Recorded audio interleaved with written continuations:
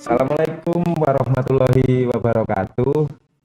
Kembali lagi bersama kami masih dalam acara rangkaian Lusrum ke-12 Departemen Teknik Perkapalan Institut Teknologi 10 November Surabaya. Salam sejahtera bagi kita semua, semoga selalu dalam lindungan Tuhan Yang Maha Kuasa di tengah wabah corona yang semakin merajalela. Terima kasih Sam. Jadi mungkin sedikit intro saja ya. Baik Pak, baik Pak. Ya, jadi pada waktu tahun 83 itu ya adalah tahun pertama di mana Fakultas Teknologi Kelautan dibuka. Jadi pada waktu itu ada jurusan teknik perkapalan, kemudian jurusan teknik permesinan kapal, kemudian jurusan teknik lautan pada waktu itu namanya. Kita itu masih bersama tiga jurusan tadi. Pak Mustafa 3 bidang studi sama kuliahnya. Jadi terutama teknik perkapalan sama teknik lautan itu kurikulumnya mungkin hampir sama. Hanya terakhir pas bidang studi itu aja berbeda, tapi kita masih kuliah sama. Dengan teknik sistem perkapalan juga sebagian sama. Makanya kita ini satu-satunya angkatan yang ketiga jurusan itu Masih jadi satu jadi ya, Pak? satu, Jadi dulu, Pak. jadi satu. Oke. Ya. Kurang lebih seperti itulah. Kalau ditanya kenapa saya dulu milih perkapalan ya pada waktu itu ya karena jurusan satu-satunya yang perkapalan yang tidak ada di tempat lain. Ada sih di di Unpati dan itu, tetapi itu waktu itu perintis 3 atau 4. Kalau ini perintis 1 dulu, sehingga ya udah milih perkapalan. Singkat gitu aja. Nah, setelah lulus ya saya juga sebenarnya ingin berkiprah di industri ya kelautan, makanya seperti PAL atau BPPT atau yang lain atau perusahaan minyak gitu. Nah, saya mulai mencoba mengajukan lamaran gitu, yang ya ke BPPT, ke PAL, tetapi timingnya mungkin itu bukan timing yang pas bagi angkatan 83 mungkin, karena sebelumnya kan banyak yang sudah menerima, angkatan 82, angkatan 80, 81 kan udah banyak yang masuk ke sana. Jadi mungkin sudah mulai jenuh. Jadi nah sambil bekerja saya ngirim lamaran iseng aja sebenarnya ke Dijen Migas gitu kan. Nah, kalau zaman sekarang kan diumumkan di koran kan, kita ngelamar gitu kan. Kalau zaman dulu ya nggak tahu ada lowongan atau tidak gitu ya. Tapi kan jurusan teknik kelautan ini kan jurusan yang tidak dikenal gitu.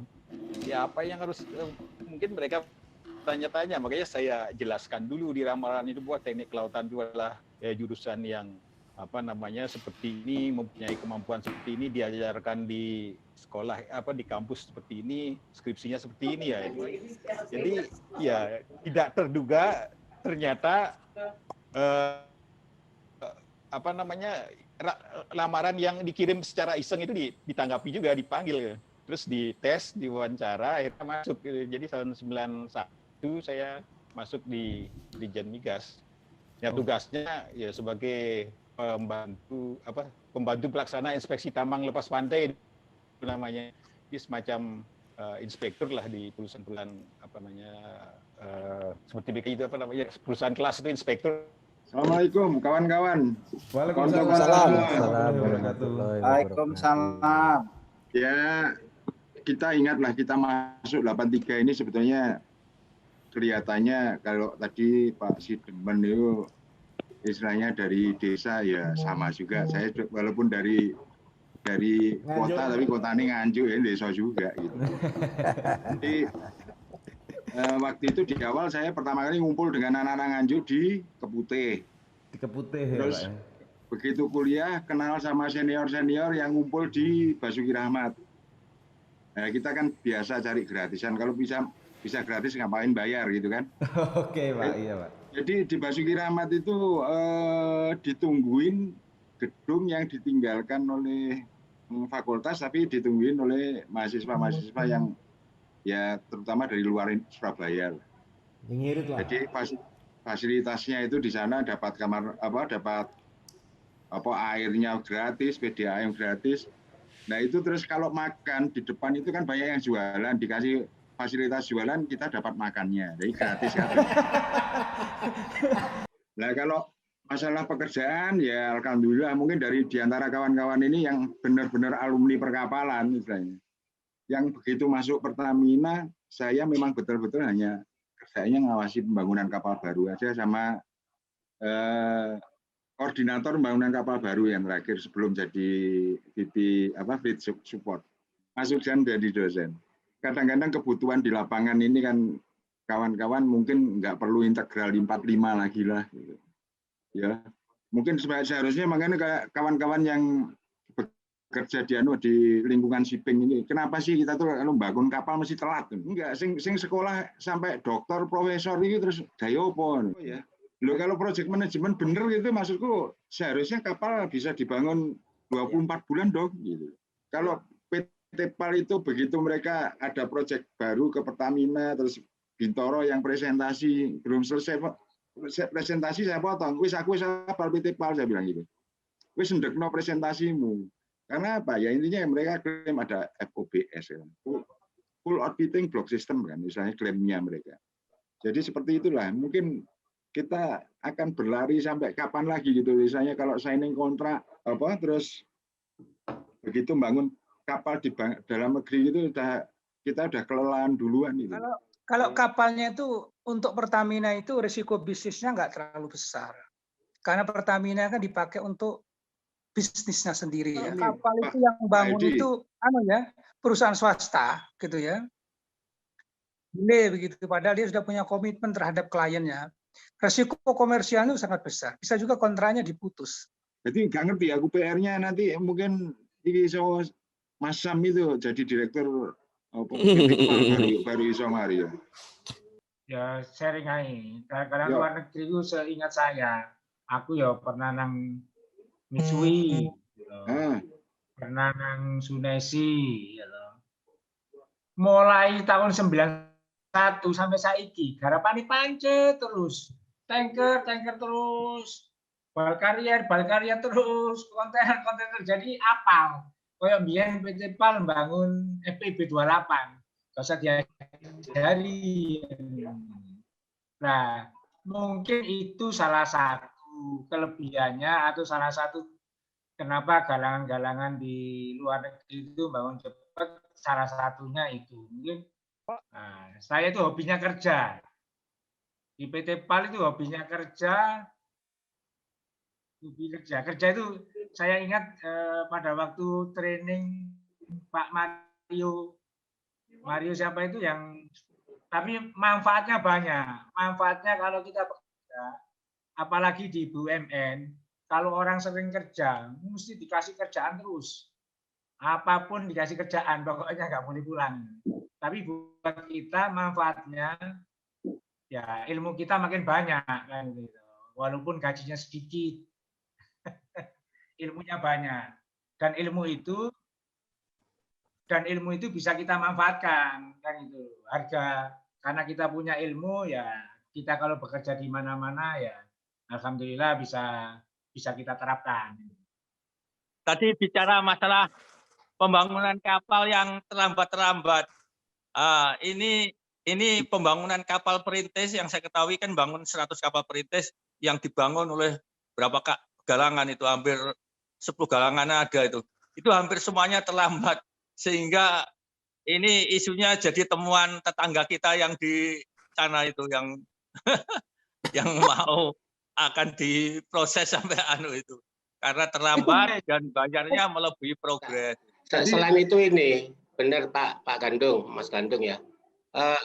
Arek-arek itu kok dilatih untuk ngomong lah ya, untuk diskusi, untuk debat gitu loh. Iya. Kita dulunya nggak kayak gitu. Itu sing aku lulusan ITB ya.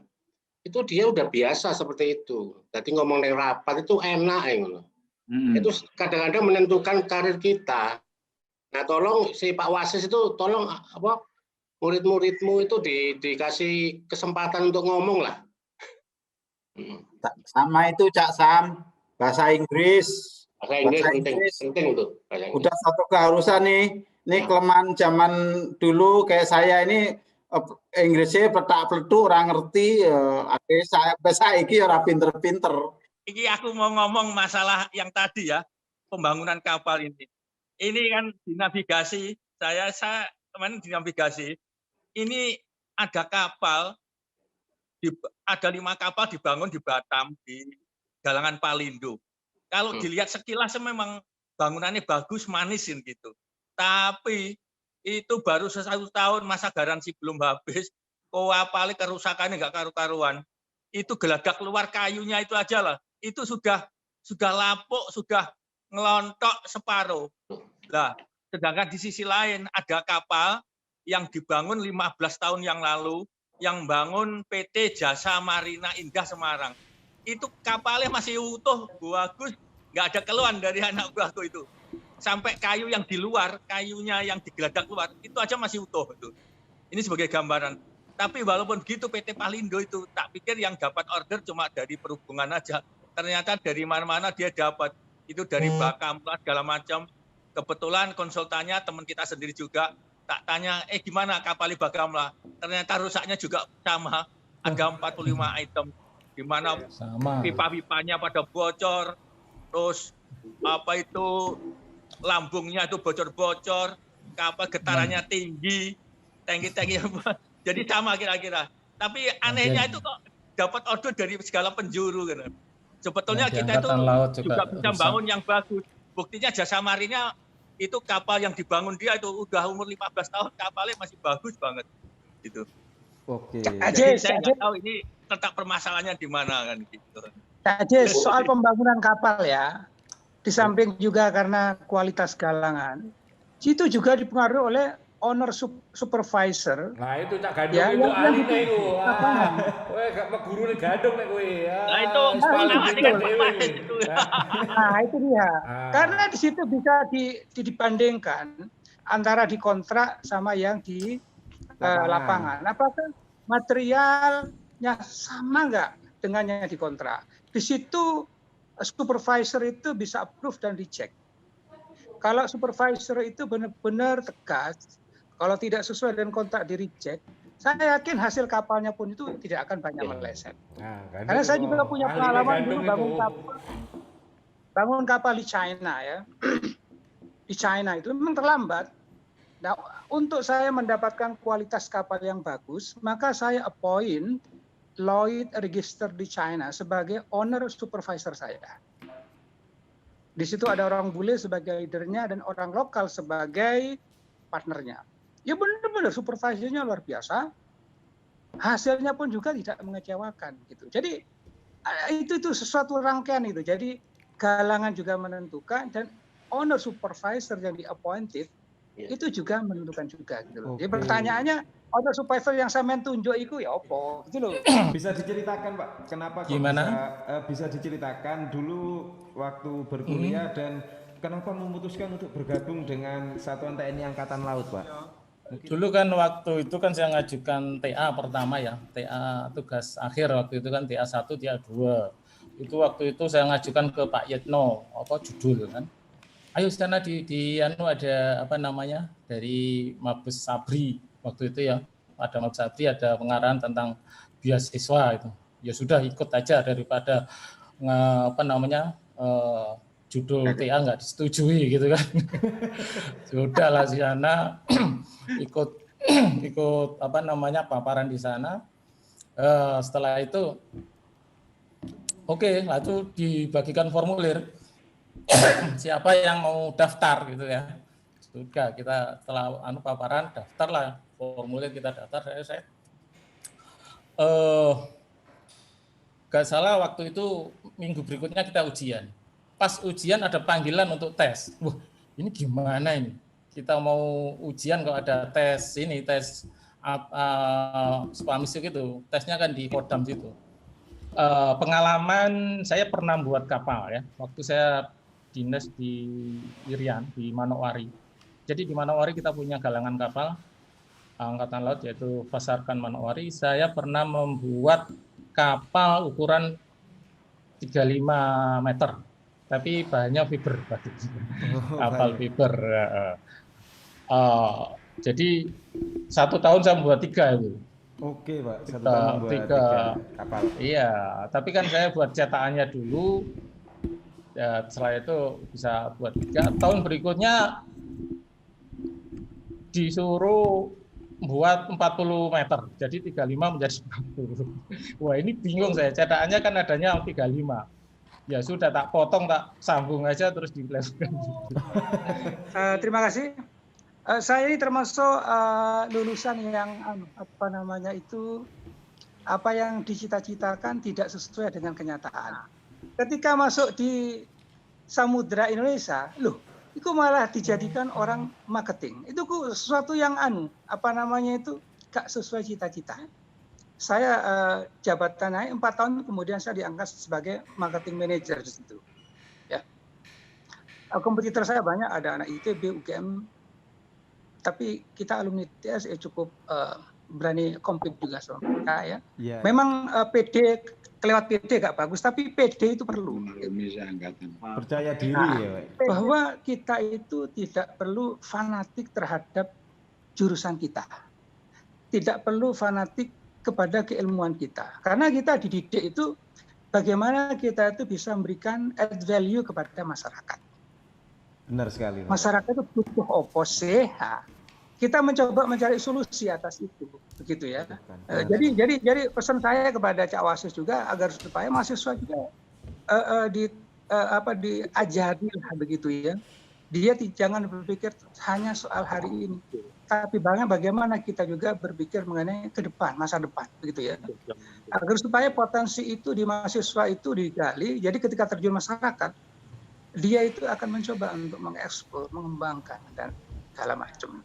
Kayak Cak Wasis dan kawan-kawan, selain ilmu kapal, ilmu-ilmu yang untuk bagaimana kita membina hubungan dan sebagainya itu sebaiknya kayak ya apa carane itu? Soft skill. Nah itu perlu, Pak. Karena bagaimanapun juga kenapa ITB itu kuat? Karena memang juga mereka juga punya punya jaringan yang kuat dan memang lebih dulu dari kita.